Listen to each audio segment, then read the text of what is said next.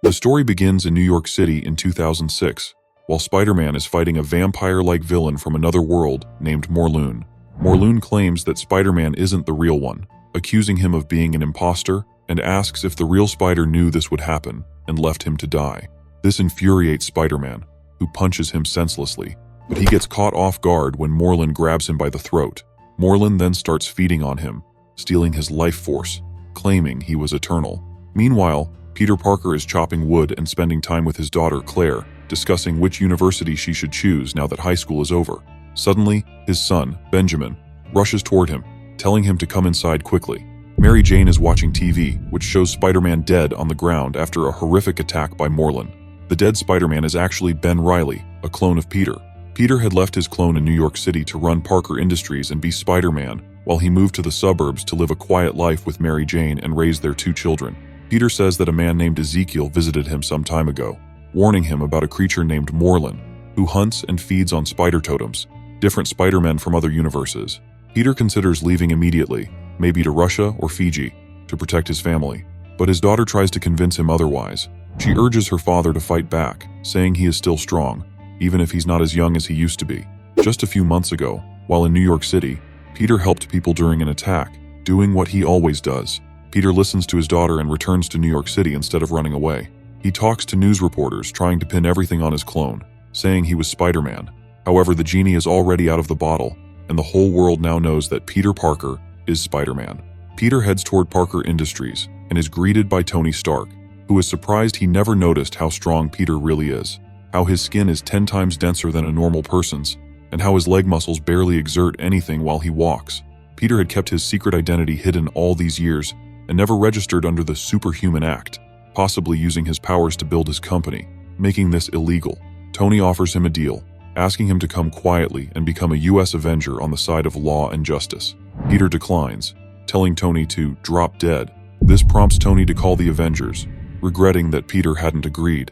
Meanwhile, back in the suburbs, Mary Jane and the kids are watching TV, talking about Peter, but something doesn't feel right. Claire spots someone outside their home and warns her brother to take Mary Jane and run. Sadly, it is too late. Morlun has found them and breaks into the house, asking if Peter is home.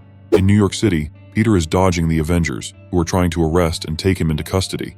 His spider sense is still sharp, though his body struggles to react fast enough. Out of nowhere, Iron Man punches him in the face, sending him into a nearby bus. However, Peter is still conscious and gets up immediately.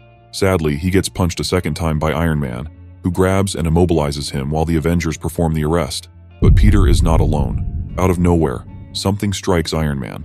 It's Captain America, calling on the old Avengers to assemble once again. After Tony Stark introduced the Registration Act years ago, Captain America formed a resistance to fight against the government's attempt to control superheroes. While everyone is busy fighting, Peter escapes and runs toward his lab inside Parker Industries, where he has been hiding a dozen Spider-Man suits. Meanwhile, Peter's kids are fighting the sinister Morlun, who apologizes that their dad isn't home but says they will make a fine snack. Both children have superpowers and defend themselves admirably, but Morlun is too powerful.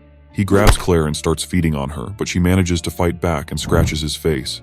This gives the kids just enough time to escape with their mother into the forest.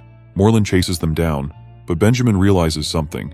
Even though Morlun is nearly indestructible, Claire was able to injure him while he was feeding on her, exposing his weakness. Benjamin offers to be bait, attacking Morlun to keep him busy, and eventually luring him into feeding on him. Morlun takes the bait, but that's exactly what Benjamin wants. Claire picks up a log and hits Morlun over the head, throwing him into some nearby wood and impaling him. The creature can't believe he's been outsmarted by 2 kids, and with his last breath, he dies.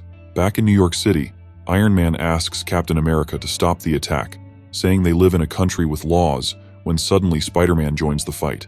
Now equipped with his suit, he claims he knows many things about Tony Stark. He uses a device to trigger an EMP, created by Iron Man as a failsafe in case the Avengers ever went rogue. The shock takes out all the Avengers and disables Iron Man's armor, allowing the other heroes to corner him. Tony argues that heroes need to be kept under control because people are tired of the endless destruction they cause without consequences. Spider-Man refuses to answer to him, saying today's events prove Tony can't be trusted. Tony remarks that he's smarter than all of them and presses a button, summoning the United States Army with jets and helicarriers.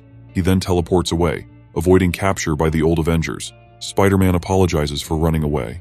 He only wanted to protect his wife and kids. Captain America understands and offers to help fight Morlun, the creature hunting Peter and his family.